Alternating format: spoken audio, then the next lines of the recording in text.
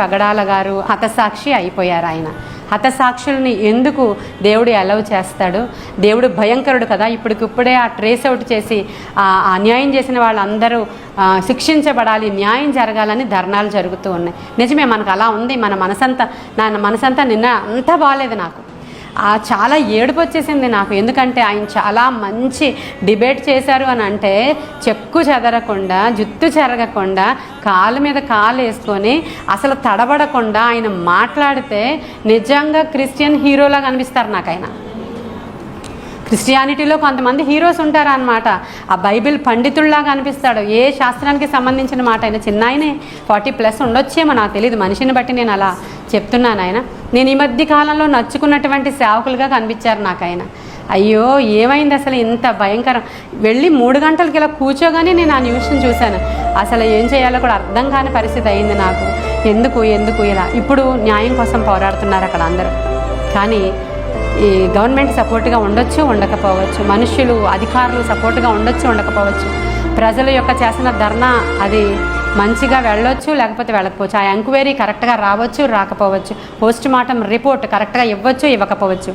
అయితే ఇప్పటికిప్పుడే ప్రభు వచ్చేసి ఒక అద్భుతం చేసేసి అక్కడ నిలవబడి ఇగో వీడే చేశాడు అని చెప్పరు, కానీ ఆయన మాత్రం పనిచేస్తూనే ఉంటారు. హతసాక్షుల యొక్క రక్తము అంటే అర్థం ఏంటంటే ఉజ్జీవము బయలుదేరింది అని అర్థం. ఉజ్జీవము బయలుదేరడానికి ముందు హతసాక్షుల యొక్క రక్తము ఆ నేలలో ఒలుకుట అనేది ఆదిలో నుంచి వస్తుంది. మనం ఆయన్ని ఫిజికల్గా కోల్పోయామని బాధపడుతున్నాం, కానీ హతసాక్షుల యొక్క కేడర్ ఏంటంటే ఇక్కడ కన్ను మూయగానే ఆయన సింహాసనం దగ్గర కన్ను తెరుస్తారు. వారికి తీర్పు ఉండదు. అర్థమవుతుందా? అది ఆయన కేడర్. కానీ దాన్ని యాక్సెప్ట్ చేయలేకపోతున్నాం. మనం చేయలేము, బాధ, మనుష్యులం కాబట్టి. దేవుడు కలుగజేసుకోవచ్చు కదా, అధికారులను కలుగజేసుకోవచ్చు కదా అని మనం బాధపడుతున్నాం. కానీ హతసాక్షుల యొక్క రక్తము ఉజ్జీవానికి నాంది, ప్రియమైన దేవుని బిడ్డలారా. కాబట్టి ఇది మన దేవుని యొక్క శక్తి. ఆయన హస్తము మూవ్ అవుతూనే ఉంటుంది. టైంలో బయట తీసుకొస్తాడు ఆయనది. అప్పటి వరకు ఆయన బలిష్టమైన చేతుల క్రింద అణిగి ఉండాల్సిందే.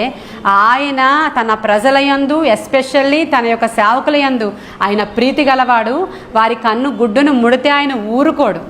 అలాగని అందరూ ఈ లోకంలో అధికారులు చేసినట్టు టిట్ ఫర్ టాట్ చేయడు. ఆయన వెయిట్ చేస్తాడు సమయము కొరకు. ఖచ్చితంగా ఆయన పని చేస్తాడు.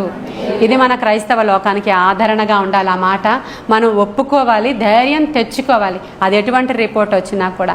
కానీ ఆయన కుటుంబానికి, ఆయన సంఘానికి, లేదంటే ఆయన ఇవాంజలిస్ట్ కాబట్టి ఆయన నడిపిస్తున్నటువంటి అనాథ శరణాలయాలకి, వీటన్నిటికీ కూడా నిజంగా దేవుడు గొప్ప కాపుదల, ఊరట దయచేయాలని హార్ట్ఫుల్గా నేను ఒక సేవకురాలుగా కోరుకుంటూ